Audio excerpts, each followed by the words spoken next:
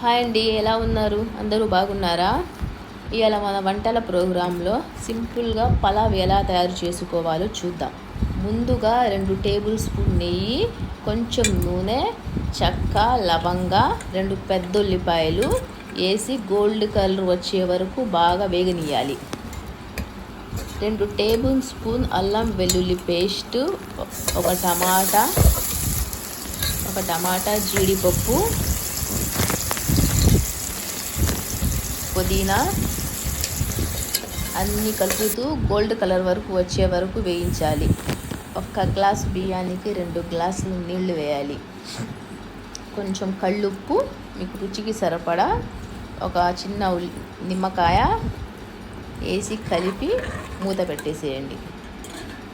ఒక 10 నిమిషాల తర్వాత పొంగు వచ్చిన తర్వాత నానబెట్టుకుని ఉన్న బియ్యం వేసుకొని కలిపి మూత పెట్టేసి ఒక 10 నిమిషాల తర్వాత చూసి కొంచెం కొత్తిమీర వేయండి. తర్వాత 10 నిమిషాల్లో మీరు రెడీ అయిపోయిద్ది. వేడి వేడి పలావ్ రెడీ.